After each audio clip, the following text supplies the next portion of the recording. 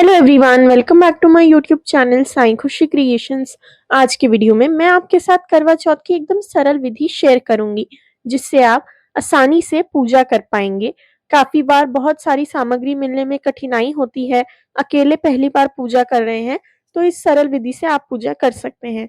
आपको करवा ले लेना है, वस्त्रों के स्वरूप चढ़ाने के लिए मोली, दक्षिणा, फूल, एक दीपक, हल्दी, कुमकुम ये सब लेना है। गेहूँ मिल जाए तो बहुत अच्छी बात है, गेहूँ ले लीजिए। अगर गेहूँ नहीं मिल रहे हैं तो चावल भी यूज़ कर सकते हैं, बस चावल का दाना टूटा हुआ नहीं होना चाहिए। इसके बाद आपको सुहाग का कुछ सामान ले लेना है। करवा चौथ पर आप खुद रेडी होंगे ही, चूड़ी भी पहनेंगे, बिंदी भी लगाएँगे, सिंदूर भी लगाएँगे। वही सब चीज़ें आपको माता को चढ़ानी भी हैं, साथ ही साथ मेहंदी भी चढ़ानी है। आजकल तो इज़िली सारा सामान मिल ही जाता है और करवा चौथ के टाइम तो हर छोटी से छोटी दुकान पर मेहंदी, सिंदूर इत्यादि मिल ही जाता है, तो आपको ये सब सामान आसानी से मिल जाएगा। तो सबसे पहले अब पूजा शुरू करने के लिए मैंने पाटे पर लाल रंग का कपड़ा बिछाया है, उस पर करवा माँ की फोटो रखी है और माता को चुनरी भी ओढ़ाई है। अब माता की राइट हैंड साइड पर करवा रखेंगे।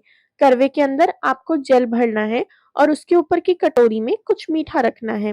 करवे के जल से तो आप रात को चंद्रमा को अर्घ्य देंगे और ऊपर की सराय में जो मिठाई रखी है उसी को खाकर आप अपना व्रत खोलेंगे। अगर मिठाई नहीं भी हो तो आप सिंपली चीनी रख सकते हैं। चीनी है, किशमिश है, काजू बादाम है, कुछ भी रखा जा सकता है। मैंने यहाँ पर चीनी भर कर रखी है। अब इसके बाद आपको गेहूँ लेने हैं। अगर आपके पास ज़्यादा गेहूँ हो तो 1 गिलास गेहूँ पूजा में रख लीजिए। 1 गिलास गेहूँ की जगह 1 गिलास चावल भी रखे जा सकते हैं। मैंने यहाँ पर आज नहीं रख कर दिखाए हैं क्योंकि काफ़ी लोग बोलते हैं हमारे पास गेहूँ नहीं है, तो आप सिंपली उसके बिना भी पूजा कर सकते हैं। बस आप उसकी दक्षिणा चढ़ा दीजिए। यानी अगर आप 1 गिलास गेहूँ चढ़ाना चाहते थे तो उसकी जगह आप सिर्फ़ दक्षिणा चढ़ा सकते हैं। फिर सभी को फोटो में तिलक करेंगे। माता को, चाँद को, सूरज को, जो बेटे-बहू बने हुए हैं, भाई-बहन बने हुए हैं, सुहाग का सामान बना हुआ है, सभी को एक-एक करके तिलक कर लेना है। दीपक अगर जो हमने दीपक प्रज्वलित करके रखा है, अगर गेहूँ हो तो गेहूँ और वरना चावल, दीपक के नीचे भी आप रखें। अब अपने करवे पर भी तिलक करें रोली की सहायता से। करवे पर 13 टिक्की यानी 13 टिक्की रोली की आपको इस प्रकार से लगानी है जैसे मैं अभी लगा रही हूँ। ऐसे आपको 13 लगानी होती है। अब आपको जो है भगवान को पुष्प चढ़ाने हैं, वस्त्रों के स्वरूप मोली चढ़ानी है।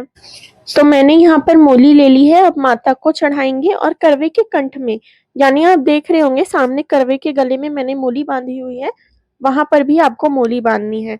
काफ़ी लोग पूछते हैं 1 करवा लेना है या फिर 2 करवे लेने हैं। हमारे यहाँ तो 1 करवा ही लिया जाता है। आपके यहाँ आप अपने बड़ों से पूछिए कि 2 करवे लेने की परंपरा है क्या? अगर ऐसा हो तो आप 2 भी ले सकते हैं। फिर माता को फूल चढ़ाएँगे। अब फूल चढ़ाने के बाद आपको जो है सुहाग का सामान चढ़ाना है। सुहाग के सामान में मैंने यहाँ पर चूड़ियाँ ली हैं। चूड़ियाँ लेने के बाद बिंदी ली है, मेहंदी ली है, सिंदूर लिया है और माता को चुनरी तो ऑलरेडी ओढ़ा दी है। तो इस तरीके से 5 सुहाग के सामान मैंने लिए हैं। ये 5 मेन और सबसे बेसिक सुहाग के सामान होते हैं।